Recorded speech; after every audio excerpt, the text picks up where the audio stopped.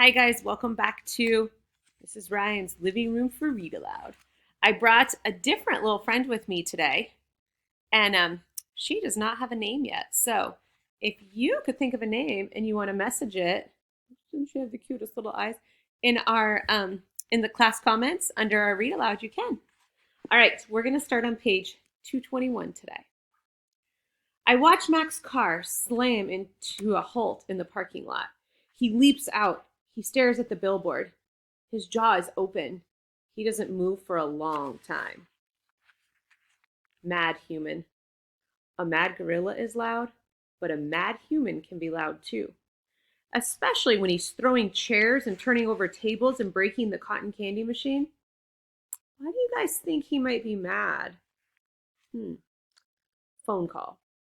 Mac is kicking a trash can across the food court when the phone rings. He answers it, red-faced and sweating. What the? He demands. He glares at me. I don't know what you're, he starts to say, but then he stops to listen.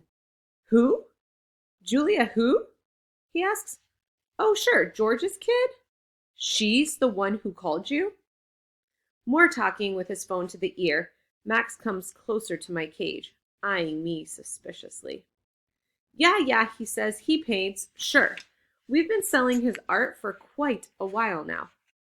There is another long pause. Yeah, absolutely. It was my idea. Mac nods. A smile starts at the corners of his mouth. Photos? No problem. You want to see him in action? Come on down, have a look.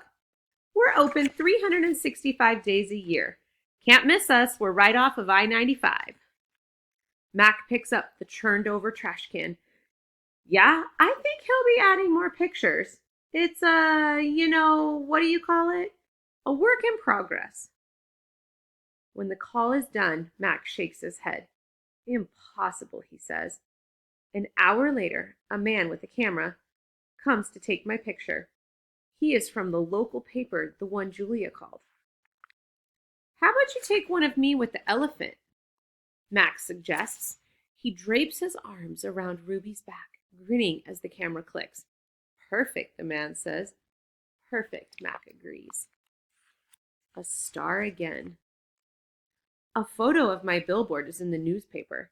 Mac tapes the story onto my window. Each day, more curious people arrive. They park in front of the billboard.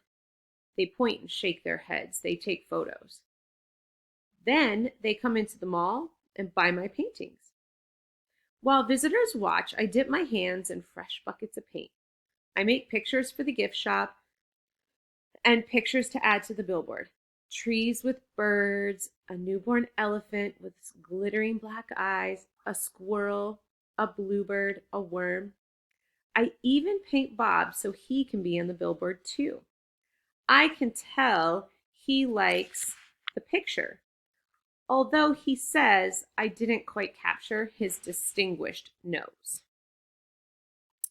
Every afternoon, Mac and George add my pictures to the billboard. People slow their cars while they work. Drivers honk and wave. My gift shop pictures now cost $65 with a frame. The Ape Artist. I have new names. People call me the ape artist, the primate Picasso. I have visitors from morning till night, and so does Ruby. But nothing's changed for her. Every day at 2, 4, and 7, Ruby plods through the sawdust with Snickers on her back. Every night she has bad dreams. Bob, I say, after I've soothed Ruby to sleep with a story, my idea isn't working. Bob opens one eye. Be patient. I'm tired of being patient, I say. Interview. This evening, a man and a woman came to interview Mac and also George and Julia. The man has a large and heavy camera perched on his shoulder. He films me as I make my pictures. He films Ruby in her cage with her foot roped to the bolt in the floor. Mind if I take a look around, he asks.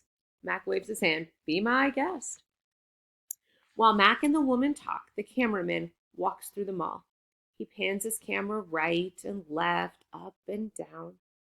When his eyes fall on the claw stick, he stops. He trains his camera on the gleaming blade. Then he moves on. The early news. Mac turns on the TV.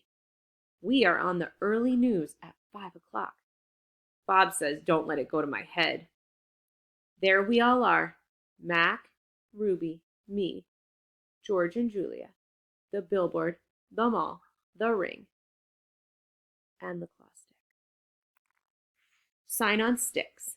In the morning, several people gather in the parking lot. They're carrying signs on sticks. Signs have words and pictures on them. One has a drawing of a gorilla cradling a baby elephant.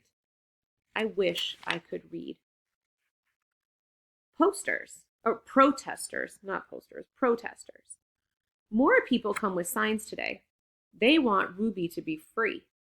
Some of them even want Mac to shut down the mall. In the evening, George and Mac talk about them. Mac says they're protesting the wrong guy. He says they're going to ruin everything. He says, "Thanks for nothing, George." Mac stomps off.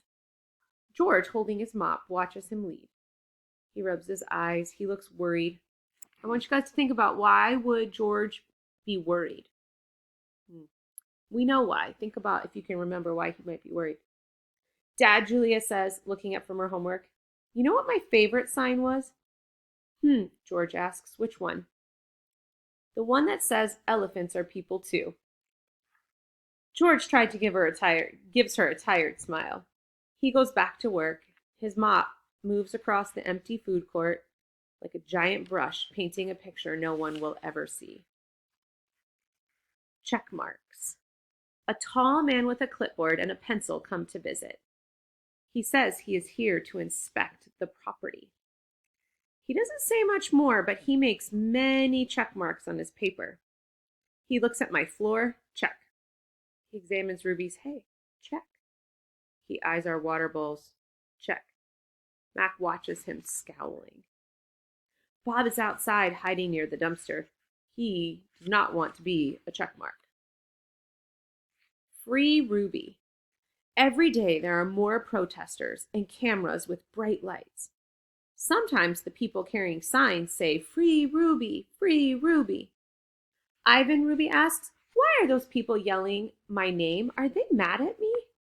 "They're mad," I say, "but not at you." A week later, the inspecting man comes back with a friend, a woman with smart, dark eyes like my mother's. She has a white coat on and she smells like lobelia blossoms. Her hair is thick and brown, the color of a rotten branch teeming with luscious ants. That's a pretty weird description, huh? I kind of like her writing, though. She watches me for a long time, then she watches Ruby. She talks to the man. They both talk to Mac. The man gives Mac a new piece of paper. Mac covers his face.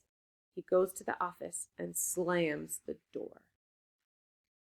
New box. Something strange is happening. The white-cloaked woman is back with other humans. They place a large box in the center of the ring. It's ruby-sized. And suddenly, I know why the woman is here. She's here to take Ruby away. I think we're going to stop there for today, and tomorrow we'll pick up with training. But this is getting good. I'm curious what is going to happen and where Ruby might be going. Maybe in our read alouds, you could make a prediction.